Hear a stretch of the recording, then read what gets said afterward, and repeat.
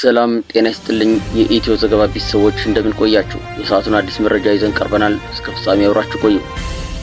በኬንያ ፖለቲካ ውስጥ ከፍተኛ መነጋገሪያ የሆነና አወዛጋቢ ክስተት ተከስቷል። በምዕራብ ኬንያ ሚጎራ አውራጃ በተካሄደ ህዝባዊ ስብሰባ ላይ የሀገሪቱ ፕሬዝዳንት ዊሊያም ሩቶ ንግግር በማድረግ ላይ ያሉ ከታዳሚው መካከል አንድ ግለሰብ ጫማ ወርውሮባቸዋል። ይህ ድርጊት በመላ ሀገሪቱ ከፍተኛ ውግዘትን ያስከተለ ሲሆን የፕሬዝዳንቱን ደህንነት፣ የዜጎችን የነጻነት ገደብና የሀገሪቱን ወቅታዊ የፖለቲካ ሁኔታ በተመለከተ ሰፊ ውይይት ቀስቅሰዋል። በማህበራዊ ሚዲያ በስፋት በተሰራጩ ተንቀሳቃሽ ምስሎች ላይ እንደሚታየው ፕሬዝዳንት ሩቶ በንግግራቸው መሃል ወደ ላይ ከፍ አድርገው የያዙትን ግራ እጃቸውን የተወረወረው ጫማ እንደመታቸው ተገልጸዋል። ይህ ድርጊት በስፍራው የነበሩትን የጸጥታ ኃይሎችና ታዳሚዎች አስደንግጠዋል።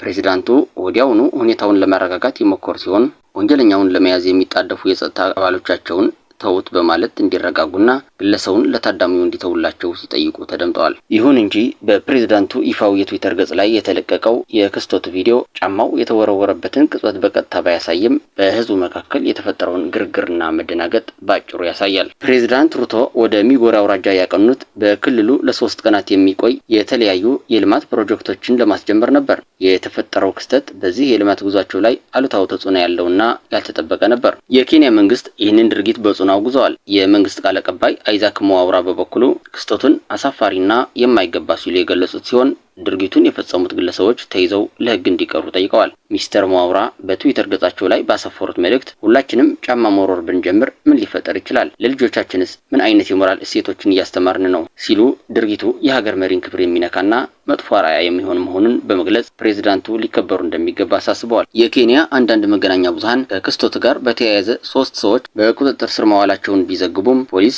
እስካሁን ይህንን በይፋ አላረጋገጠም። ከመንግስት ባለስልጣናት በተጨማሪ በርካታ የፓርላማ አባላትም ድርጊቱን አውግዘዋል። በተለይም የፕሬዝዳንቱ የፓርቲ አባል የሆኑት ኔልሰን ኮይክ ክስተቱን የሀገሪቱን ዲሞክራሲ የሚፈታተን መሆኑን ገልጸው ቀልዱ ከልክ አልፏል ብለዋል። ሚስተር ኮይክ ለሲቲዝን ቲቪ በሰጡት ቃለ ምልልስ ይህ ጫማ ጥይት ቢሆን ኖሮ አስቡት፣ ሰዎች በፕሬዝዳንቱ ደህንነት ላይ የቀለዱ ነው። አንድ ሰው ጫማውን አውልቆ በፕሬዝዳንቱ ላይ መወርወሩ እጅግ በጣም ደፋርና አደገኛ እርምጃ ነው። የሀገሪቱን ፕሬዝዳንት መጠበቅ አለብን ሲሉ የጸጥታ ሁኔታ ላይ ከፍተኛ ስጋት መኖሩንና የፕሬዝዳንቱ ጥበቃ ሊጠናከር እንደሚገባ አሳስበዋል። ሌሎች የፓርላማ አባላትም ይህ ከፍተኛ የጸጥታ ጉድለት መሆኑን በመጠቆም ተችተዋል። የተፈጠረው ክስተት በኬንያውያን መካከል የተቀላቀለ አስተያየትን አስነስተዋል። የተወሰኑ ዜጎች ድርጊቱ የሀገር መሪን ክብር የጣሰና ተገቢ ያልሆነ ነው ሲሉ ሲያወግዙ፣ ሌሎች ወገኖች ደግሞ ይህ በኑሮ ውድነት፣ በታክስ ጭማሪና በአጠቃላይ በኢኮኖሚ ሁኔታ የተበሳጩ ዜጎች ቁጣቸውን የገለጹበት መንገድ ሊሆን እንደሚችል ይሞግታሉ። ፕሬዝዳንት ሩቶ እንደ አውሮፓውያን አቆጣጠር በ2022 ወደ ስልጣን ከመጡ ወዲህ በተለይ በኑሮ ውድነትና በመንግስት በተጣሉ አዳዲስ የታክስ ጫናዎች ምክንያት በተደጋጋሚ ህዝባዊ ተቃውሞዎች ሲገጥማቸው መቆየቱ ይታወሳል። ይህ ክስተት የእነዚህ ብሶቶች አንዱ መገለጫ ሊሆን እንደሚችል የሚጠቁሙ አስተያየቶች በማህበራዊ ሚዲያ ላይ በስፋት ተንጸባርቀዋል። ይህ የጫማ ውርወራ ክስተት የተከሰተው በኬንያ የህዝብ ባለስልጣናት ደህንነት ላይ ስጋት እየጨመረ በመጣበት ወቅት መሆኑም የጉዳዩን አሳሳቢነት ይጨምራል። ባለፈው ሳምንት ብቻ አንድ የተቃዋሚ ፓርቲ የፓርላማ አባል በዋና ከተማዋ ናይሮቢ በሞተር ሳይክል ላይ በነበሩ ታጣቂዎች መገደላቸው የቅርብ ጊዜ ትውስታ ነው። ይህ ሁኔታ በፖለቲከኞችና በህዝብ መካከል ያለውን መተማመን የሚሽርና የደህንነት ስጋትን የሚያባብስ ነው። ክስተቱ የተፈጸመበት ሚጎራ አውራጃ በ2022 ፕሬዝዳንታዊ ምርጫ የፕሬዝዳንት ሩቶ ዋነኛ ተፎካካሪ የነበሩትና በኋላም ከሀገሪቱ መሪ ጋር የፖለቲካ ስምምነት ላይ የደረሱት አንጋፋው የተቃዋሚ ፓርቲ መሪ ራይላ ኦዲንጋ ጠንካራ የደጋፊ መሰረት ካላቸው አካባቢዎች አንዱ መሆኑም ከግምት ውስጥ ይገባል።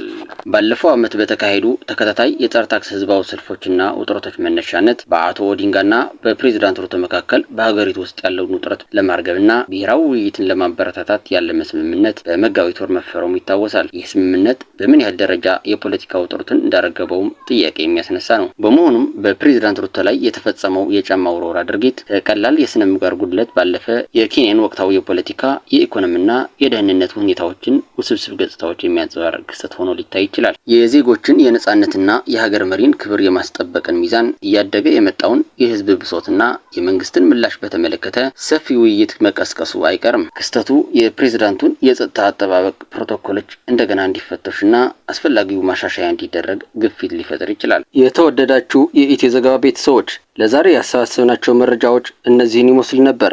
ለቻናሉ አዲስ ከሆናችሁ ሰብስክራይብ እንዲሁም ቪዲዮ ላይክ እና ሼር እንድታደርጉ በትህትና እየጠየቅን እስከ ፍጻሜ ቆይታችሁ ከኢትዮ ዘገባ ስለነበር እናመሰግናለን። ሰላም።